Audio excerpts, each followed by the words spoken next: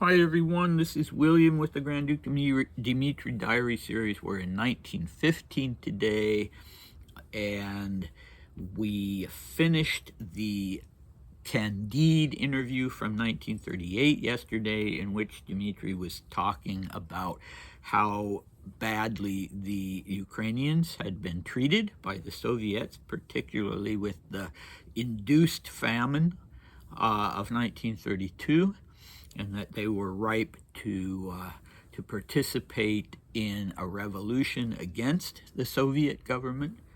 And let's see, in 1915, we had lots of sledding and lots of falling. And I think this hill, or he even calls it sometimes a mountain of ice, was a very treacherous thing.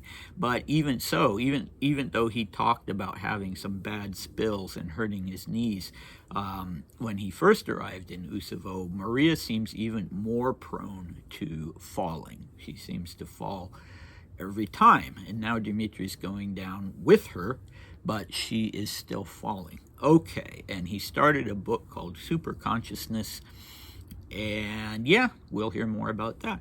So our cast today is Maria, there at Usovo, Balashova, who has now sent a letter, and Cook, who's been with Dmitri off and on since his childhood as sort of his physical education teacher and coach. But this time he'll be staying as a guest at Usovo.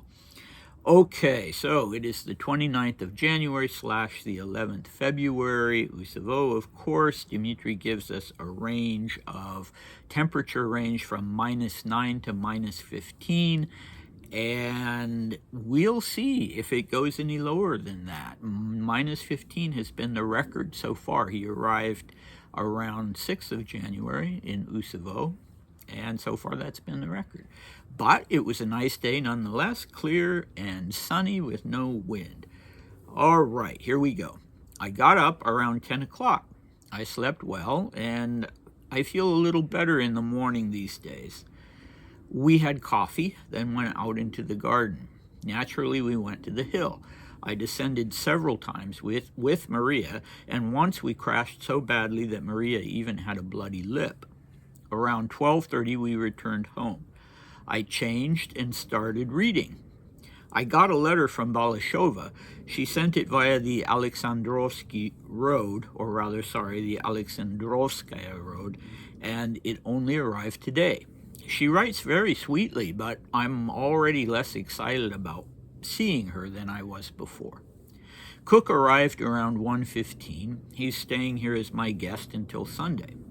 We had lunch at 1:30, after which we sat around a bit, then went back to the hill. Naturally, Maria fell again several times. We returned home around 4 o'clock. We had tea, then I sat down with Super Consciousness. It's terribly interesting and good because the author is completely subjective in his views. I read until dinner, which was at 8 o'clock. Afterwards, we listened to the gramophone, and then the four of us played Nap. Around midnight we had tea and went to bed. Just a reminder that Nap is short for Napoleon, and it is a card game that Cook had taught Dmitri. Okay, the dangers of sledding. Yes, indeed, I've had a few sledding accidents myself. I have a scar on my forehead from one, a small one, and a scar on my right hand, another small but wide one, both of which were from sliding down a frozen viaduct in Seattle when I was at the University of Washington. And I had a friend who was actually impaled when sledding. He's alive, he's fine, but a slat broke off, and it was kind of a medical miracle. It stopped right before his diaphragm, and it was only under the skin, so it didn't pierce any organs. But it's a dangerous sport. In fact, I've been told by an orthopedic surgeon in Davos that it's more dangerous than skiing. So go figure. And this seems to be a mound. Dmitri calls it a hill or a mountain that it's been built with snow and is covered with ice. So it's basically just, they're sledding on pure ice. And he never tells us how high up it is, but sounds like it's pretty high. Okay. Yeah, so this is the first accident that Maria will have. We have another one coming up. So Balashova, she's writing very sweetly, but Dmitri kind of got over her while he was waiting for her to write to him. So he wrote her the same evening that he arrived back in Usovo from Moscow. He wrote her a letter, and then he just didn't hear from her. And so I think he kind of just, had to take that in stride. But now, apparently, not sure what the Alexandrovskaya Road was, but it was apparently not the direction that the letter was supposed to go in. And so that was why the delay. It wasn't that she wasn't interested, apparently. But yeah, he's kind of over it. But she will be appearing again. So I'm very interested in this book of Superconsciousness by Mitrofan Ladizhinsky.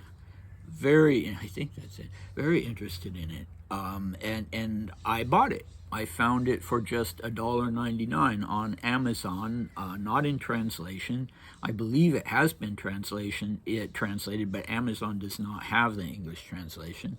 And looking through the index, I saw that Ladizhinsky talks a lot about Raja Yoga, and Dmitri got into Raja Yoga. And he read a book about Raja Yoga that I myself have read. It's not as impressive, to me at least, as other of the so-called occult books that he was reading, more books on esoteric religion. But anyway, maybe this was the origin then of his interest in Raja Yoga. And I have gone ahead and translated the first sentence of the book. So when Dmitri says that in the previous 1915 diary that he sat down and started reading this book, this was the first sentence he would have read. This book is written not so much for people who recognize the need for religion, but for any reader, even if he is not a believer, who has a clear consciousness of his self as something distinct from his physical body. So self with a capital S. And it seems like he's talking about the soul or the essence of the soul. So in Greek, the soul, of course, is psyche, but the essence of the soul, the heart of the soul, as you will, is the nous.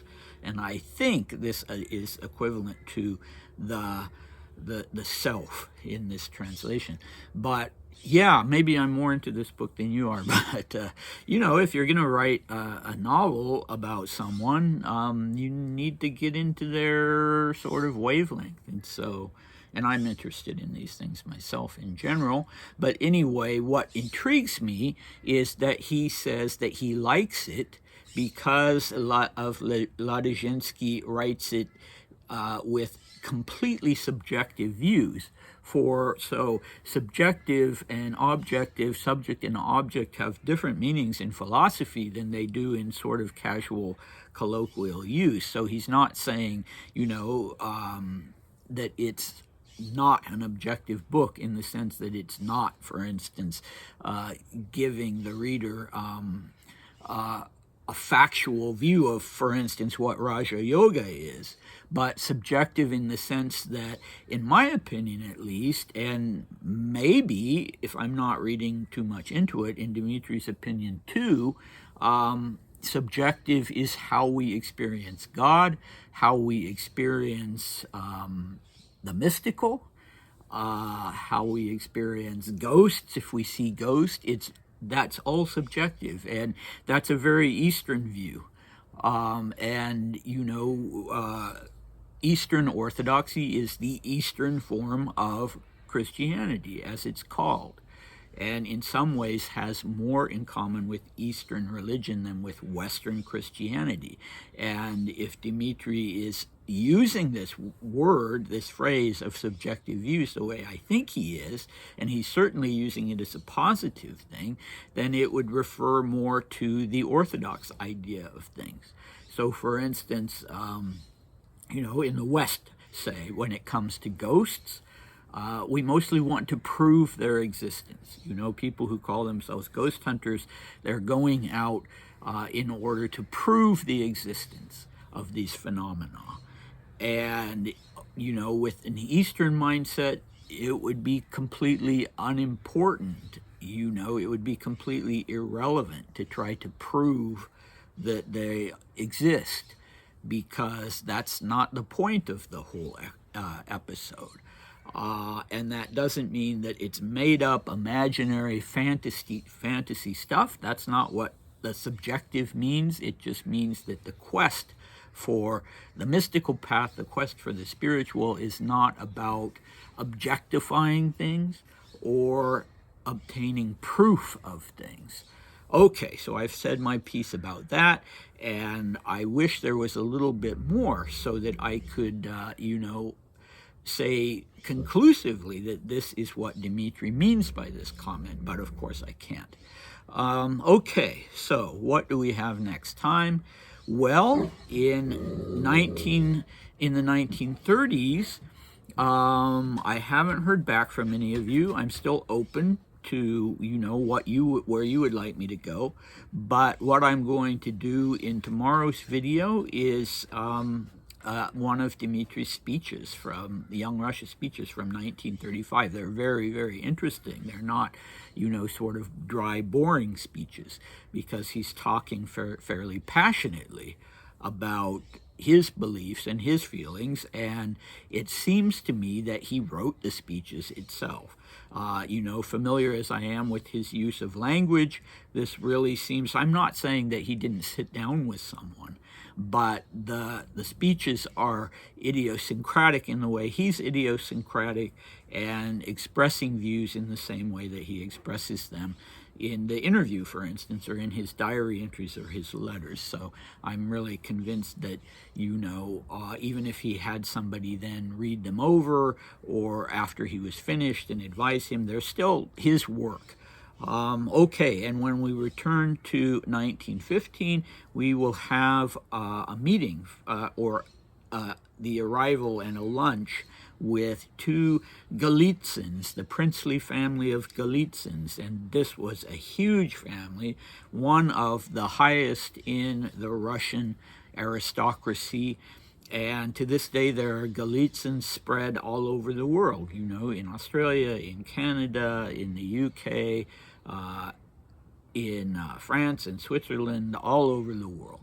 But we'll be dealing with two in particular who will be visiting Dmitri in Usovo, and Dmitri and Maria will go with them to a military hospital, and we'll have an interesting comparison. If you watch the 1906-1907 diary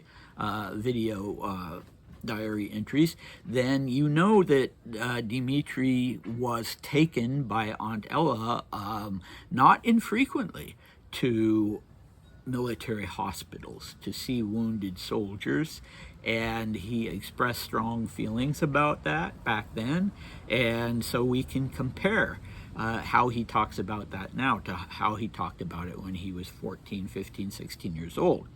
Okay, we will also have some gifts arriving from Natalia Brasova, so that's interesting. He met up with her the last time he was in Moscow, and he talked about sort of talking sweet nothings to her, and now we have these gifts arrive from her, so that whole thing is starting to take off. And then we'll have more about Balashova. So it's jam-packed, and I hope you'll come back for it. Bye.